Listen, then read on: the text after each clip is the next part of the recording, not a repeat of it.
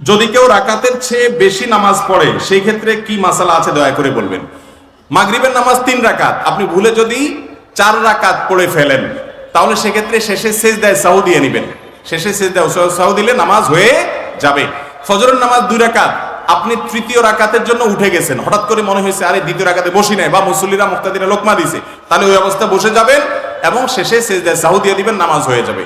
আর যদি ওই রাকাত শেষ করে আরেক রাকাত শুরু করেন তখন মনে পড়ে, তাহলে সেক্ষেত্রে 4 রাকাত পুরা করে শেষে সেজদা ও সাহু দিবেন, তাতে নামাজ হয়ে যাবে। এরপরে প্রশ্ন হলো, মেয়েদের পিরিয়ড চলাকালীন সময় নামাজের বিধান কি? যদি মাফ হয় তবে কতদিন? মেয়েদের যতদিন মাসিক থাকবে, মাসিক এটা ভ্যারি করে, কোন মেয়ের 5 দিন থাকে, কারো 7 দিন থাকে, কারো 10 দিন থাকে, কারোর অভ্যাস থাকে, আবার কারো অনেক মাসে পরিবর্তন হয়। তো এই মাসিক যতদিন থাকবে ততদিন পর্যন্ত তার নামাজ মাফ। সন্তান প্রসব পরবর্তী যে ব্লিডিং হয়, যেটাকে নেফাস বলে, ওই সময়ও নামাজ মাফ। তবে ওই সময়ের যে রোজাগুলো ভঙ্গ হবে রমজান মাস থাকলে, সেইগুলো পবিত্র হওয়ার পর তাকে অবশ্যই রাখতে হবে। কথা কি বুঝাতে পারছি? তবে মাসিক অবস্থায় মেয়েরা জিকির আজকার করতে পারবে, দোয়া দুরূদ পড়তে পারবে, আল্লাহর কাছে কিছু চাইতে পারবে, ইসলামিক বই পুস্তক পড়তে পারবে, এগুলো করতে কোনো অসুবিধা নাই। তারা কোরআন তেলাওয়াত করবে না, কোরআন স্পর্শ করবে না, তারা নামাজ পড়বে না, তারা তওয়াফ করবে না, স্বামী সহবাস করবে না। এই কাজ ছাড়া বাকি যে ভালো কাজ জিকির আজকার সেগুলো তারা করতে পারে, রোজা রাখবে না। যৌতুক নেওয়া হারাম, তবে কর্জে হাসানা নেওয়া জায়েজ হবে কি? এটা তো একটু আগে বললাম, যৌতুক নেওয়া হারাম। শ্বশুর বাড়ি থেকে কর্জে হাসানা চাওয়াটাও বেশিরভাগ ক্ষেত্রে যৌতুক। কারণ শ্বশুর বাড়িতে কর্জে হাসানা চাওয়ার মানে হলো শ্বশুর শাশুড়িকে একরকম বাধ্য করা। বেচারাটা চিন্তা করবে মেয়েটা সুখের জন্য হলেও কর্জা দেওয়া লাগবে, লোন দেওয়া লাগবে। এই জন্য এইরকম সিন ক্রিয়েট করে বা একরকমের আপনার পরিবেশ তৈরি করে লোন আদায় করলে সেটা জায়েজ হবে না। আর যদি সানন্দ চিত্তে তারা দেন এবং জোরাজুরি নাই, সেরকম আন্ডারস্ট্যান্ডিং হয়ে যায়, তাহলে সেটা অবশ্যই জায়েজ হতে পারে। ব্যবসার ক্ষেত্রে আমাকে নারীদের সাথে কথোপকথন করে প্রোডাক্ট বিক্রি করতে হয়, এক্ষেত্রে কি আমার গুনাহ হবে? ব্যবসার ক্ষেত্রে যদি কোনো মেয়ের সাথে কথা বলতে হয়, যথাসম্ভব তিনি যদি বেপর্দা হন, খোলামেলা পোশাকে আসেন, তাহলে সেক্ষেত্রে তার দিকে না তাকিয়ে আপনি প্রয়োজনীয় কথা বলতে পারবেন। যথাসম্ভব নিজেকে ফিতনা থেকে বাঁচিয়ে রাখার জন্য সংগ্রাম চালিয়ে কথা বলতে পারেন। আল্লাহ তাআলা কোরআনে কারিমে বলেছেন, ওয়াকুলনা কাওলাম মারুফা। মেয়েরা কিন্তু স্বাভাবিক কথা পুরুষদের সাথে প্রয়োজন হলে বলতে পারে, একান্ত প্রয়োজন হলে। খাজুরি আলাপ চলবে না, যে ইনবক্সে চ্যাটিং এ আলতু ফালতু আলাপ করলেন, কি খেলেন, কি পড়লেন, বোন বাড়ি কোথায়, ঘর কোথায়, এই সমস্ত আজাইরা আলাপ করলে সওয়াব হবে না, বরং কি হবে? গুনাহ হবে। প্রয়োজনীয় কাজ, ব্যবসার জন্য কাস্টমারের সাথে কথা বলতে পারেন, নজরকে হেফাজত করবেন। মুশকিল হলো অনেক মহিলা আছে এমন ব্যাককল, তার সৌন্দর্যের দিকে না তাকায় কথা বললে উনি মাইন্ড করেন, উল্টা আছে না নাই? তিনি বুঝেন না যে তার দিকে না তাকিয়ে তাকে সম্মান দেওয়া হচ্ছে, তিনি সেটা বুঝতেন না। তো যাই হোক, না বুঝলেও আপনি বিনয়ের সাথে তাকে বোঝাবার চেষ্টা করবেন, আমি অ্যাজ এ মুসলিম আল্লাহর বিধানের কারণে আপনার দিকে তাকাতে পারছি না, আমি আমার দৃষ্টিকে সংযত করছি। ইসলাম বলছে ধর্ষণ, পাশবিকতা, মেয়েদের প্রতি নির্যাতন, জুলুম এবং ব্যভিচার, জেনা বন্ধ করতে হলে চোখকে নিয়ন্ত্রণ করতে হবে। কারণ চোখ দিয়ে খারাপ জিনিস দেখার পরে মনে কল্পনা হয়, এরপরে বাস্তবায়নের পথে মানুষ হাঁটে। অতএব অপরাধের জন্য আগে থেকে বাদ দেওয়ার জন্য ইসলাম বলে, অপরাধের জন্য সকল উপায় খুলে দিয়ে এরপরে বলবেন যুবকরা নিজেকে নিয়ন্ত্রণ করে, এটা কোনোদিনই সম্ভব হবে না। এই জন্য চোখের হেফাজত করতে হবে, করে আপনি কেনাবেচা করতে পারেন। আমার বয়স 19 বছর, আমার এখনো বিয়ে হয়নি। মানুষ আমাকে অনেক কটু কথা শোনায় এবং আমার পরিবারের অনেকে আমাকে বুড়ি বলে। বিয়ের ক্ষেত্রে আমি দিনদারিতাকে প্রাধান্য দিচ্ছি, আমার পরিবার টাকাকে প্রাধান্য দিচ্ছেন। আমি রাজি না হওয়া সত্ত্বেও আমাকে জোর করে চাপিয়ে দিতে চাইছেন। ভাইরা আমার, আমাদের সমাজে কিছু অনাচার আছে, কিছু বর্বরতা আছে, কিছু অসভ্যতা আছে, কিছু নিকৃষ্ট কর্ম আছে। এর মধ্যে একটা কাজ হলো এটা, কোনো মেয়ের বিয়ে হচ্ছে না, এটা কি মেয়েটার নিজের হাতে?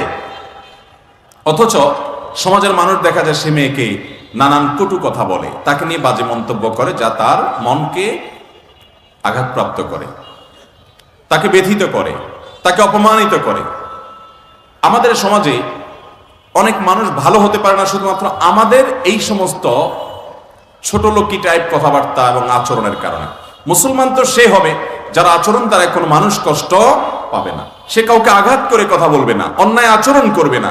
কোনো মেয়ের বিয়ে হচ্ছে না, এমনিতেই সে কষ্টে আছে, তার উপরে তাকে যদি কেউ আঘাত করে কথা বলে, কটু কথা বলে, তাকে নিয়ে বাজে মন্তব্য করে, তাহলে এই মন্তব্য, একটি মন্তব্য তার জাহান্নামে যাওয়ার জন্য যথেষ্ট হতে পারে।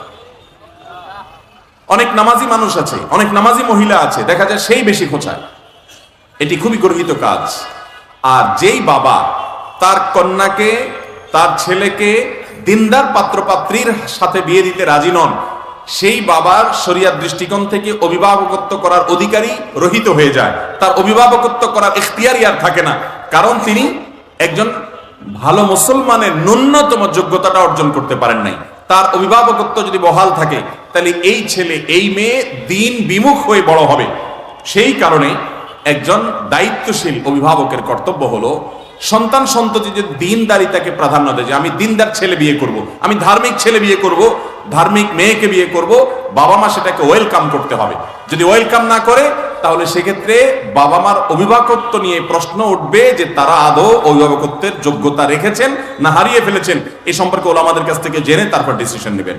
অবশ্যই বাবা মার কর্তব্য হলো দিনদারিতাকে অগ্রাধিকার দেওয়া। আরেকটা জিনিস মনে রাখবেন, যে বোন প্রশ্ন করেছেন তিনি সহ সব বোনদেরই জেনে রাখা উচিত, বাবা মা কেন সারা পৃথিবীর সব মানুষ যদি একত্র হয় কোনো মেয়েকে কোনো ছেলের সাথে বিয়ে দিতে, আর ওই মেয়ে যদি সেই ছেলেকে বিয়ে করতে রাজি না হয়, দুনিয়ার কোনো আইন, কোরআন এবং হাদিস কোথাও সেই বিয়েকে বৈধতা দেয় না। কখনো সেই বিয়ে কারোর দেওয়ার কোনো ইখতিয়ার নাই।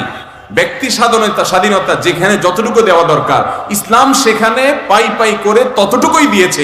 একজন মেয়ে সারা জীবন কার সাথে সংসার করবে না করবে এ বিষয়ে সম্পূর্ণ ইখতিয়ার তার। বাবা মা তাকে পরামর্শ দিতে পারে, সহযোগিতা করতে পারে, তাদের অভিজ্ঞতার আলোকে তাকে কাউন্সেলিং করে বোঝাতে পারেন, কিন্তু তাই বলে বাধ্য করার কোনো ইখতিয়ার নাই।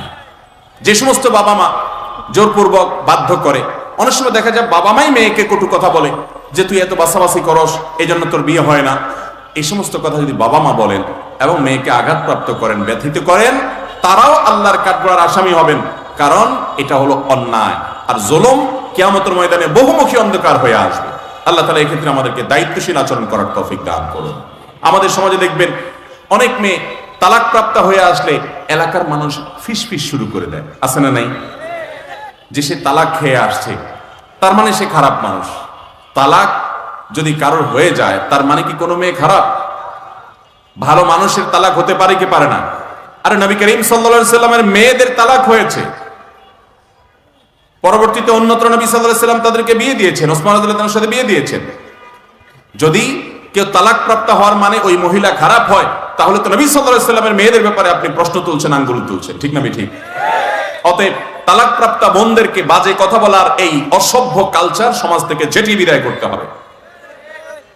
ঠিক একইভাবে কোন নারীর স্বামী মারা গেলে তাকে নিয়ে অনেকে বাজে কথা বলেন যে এ মানুষটা ভালো না, এরপর আল্লাহ অসন্তুষ্ট, এই জন্য তার স্বামী মারা গেছে। এটা কোনো কথা হলো? কত মহিলা সাহাবী আছে তাদের স্বামী মারা গেছে, আছে না নাই? অতএব এই সমস্ত কথা মূর্খ মানুষদের কথা। কোন মুসলমান এই সমস্ত কথা বলতে পারে? কোন নারী তার তালাক হয়ে যাওয়ার পরে, স্বামী মারা যাওয়ার পর তিনি যদি অন্যত্র বিয়ের উদ্যোগ নেন, তাহলে অনেক সময় দেখবেন সমাজের মানুষ ফিসফিস করে, আছে না নাই, যে মহিলাটা ভালো মানুষ না। একজন বৃদ্ধ মানুষ, তার স্ত্রী মারা গেছে, বৃদ্ধ বয়সে তার জীবন সঙ্গিনীর প্রয়োজন হতে পারে, শেষ বয়সে কথা বলার জন্য একটা লোকের দরকার হয়, তিনি যদি অন্যত্র বিয়ে করেন, দূরের মানুষের কথা তো বটেই, এমনকি নিজের ছেলেমেয়েরা পর্যন্ত তাকে খারাপ মনে করে, ঠিক না ঠিক? এগুলো হলো আমাদের সমাজের অনাচার, কুসংস্কার। এগুলো দূর করার জন্য আমাদের সবাইকে সজাগ হতে হবে। যারা এগুলোর বিরুদ্ধে আজে বাজে কথা বলে তাদেরকে বলতে হবে আল্লাহকে ভয় করো। সে কোনো অন্যায় করে নাই, সে বৈধ কাজ করেছে, তার অধিকার সে বাস্তবায়ন করেছে। এবং এগুলোকে যত সহজ করবে বিবাহ শাদীকে, তত সমাজ থেকে ব্যভিচার দূর হবে, অনাচার দূর হবে। না হলে মানুষ বিবাহ থেকে দূরে সরে ভেতরে ভেতরে অনাচারে জড়িয়ে পড়বে, জেনা ব্যভিচারে জড়িয়ে পড়বে, যা অহরহ হচ্ছে। আল্লাহ তাআলা আমাদেরকে বুঝার তৌফিক দান করুন। অতএব কোন মেয়ের